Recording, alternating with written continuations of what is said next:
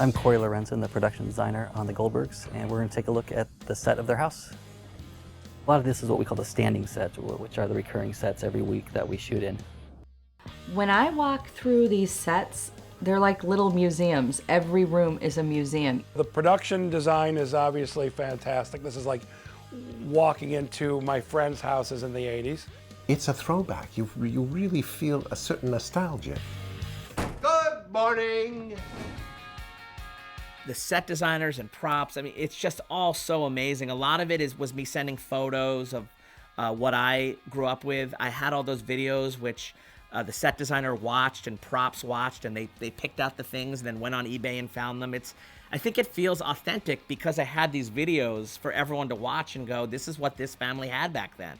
This is where the Goldbergs spend most of their time. In fact, most of the action downstairs centers around this dining room and kitchen area here. And it's built to be pretty expansive and pretty wide here, so all the camera equipment can get around and shoot the family easily.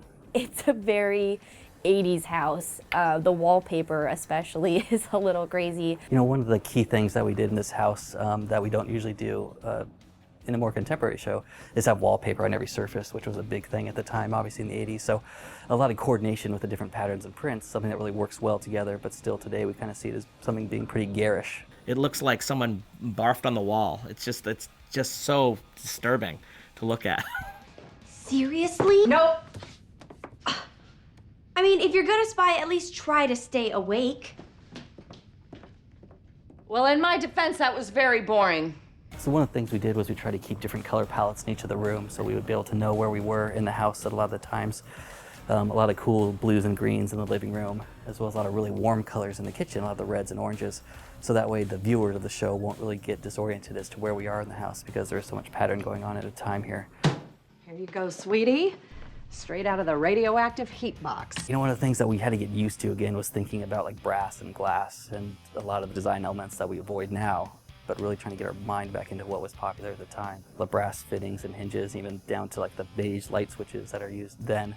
One of the things I love the most, I think, is the lamp over the dining room table. Just because to me it had everything that was iconic, smoky glass and brass and a little over the top, but at the same time would have been totally normal for that time period. One of the things we did too was have to recreate a lot of the photographs of the family and make them look like they were from a vintage time. So we took a lot of the actors' real photos and then we tinted them. So a lot of the photos we have, fortunately, are real photos of the kids when they were younger, made to look like much older photos.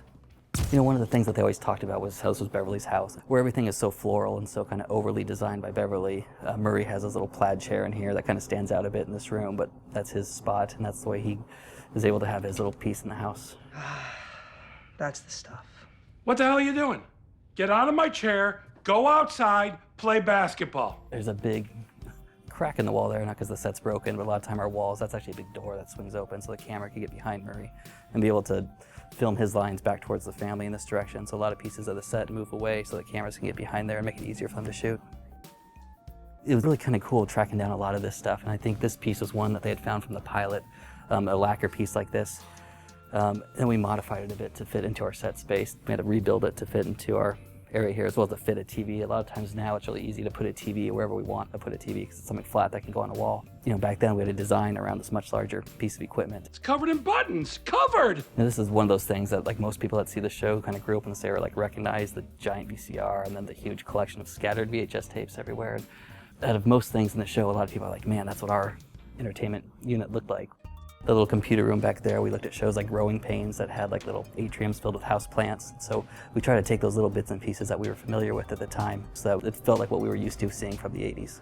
I'm about the same age as Adam, so I think a lot of the things that we were attracted to at the time or that stand out as being memories to us are pretty common. Everything from the computer to the TV until the Nintendo cords coming across to the coffee table.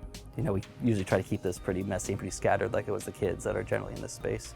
I think now, a lot of times we try to hide these types of displays, you know, or don't even have them at all because everything's digital now. But even so much was displayed then, from like the types of books you had to the types of music you had. It was put out and used as decor, and so a lot of that really makes this visual clutter, which is a nice kind of texture to a space like this. A lot of the stuff we found for the show, it's like on eBay or Craigslist, and we always joked that sadly it's, you know, usually kids selling off their dead parents' things for our show. So everything like from our wall oven to our stove, you know, to our refrigerator is all vintage, obviously. They said there was just a bit of time it took to track down each of those items and make sure that we got the right look for what we were doing and make sure it would fit well into our space. I think we were looking at E.T., and I think the kids were playing that game in the house, and there was a big Tiffany lamp over their table, and that was the inspirations for getting a Tiffany lamp in here. I think it was kind of this iconic reproduction 80s item that a lot of houses had. And I remember friends growing up had these in their kitchens, and it seemed like a nice touch to bring that kind of faddish, kind of popular choice of the time into the set. I'm gonna punch your face so hard! Right next door to the downstairs set, we have the upstairs set. So it looks like a full staircase. When the actors come up and down the stairs, you just assume that they're going up to a second story. But if you come around and look, you'll see it just dead ends up there into the platform that actually a lot of the electricians use to get to the lights up above set. And then, you know, like most sets, it looks much like a real house when you're in it. And the second you walk out the door, you realize that you're just in a giant soundstage. Yeah, it's actually right next to the front yard of the house. It actually looks out the windows directly into the upstairs set right next to it. Usually there's big backing in between, and so they're looking out into a neighborhood. But a lot of times you don't realize how close all this stuff really is together. And the top of the stairs lead us to the Goldbergs upstairs area. Let's do this. I did it. I got a note from the President of the United States of America. A lot like downstairs is very texturally heavy and very visually busy, but we tamed it down quite a bit since this is more of the living quarters as opposed to the public space in the house. This is our bedroom back here. This is where all the action happens between Murray and Beth. And it looks like my parents' bedroom. With the kids' pictures over the bed, that's creepy, right? But my parents have that. Yuck.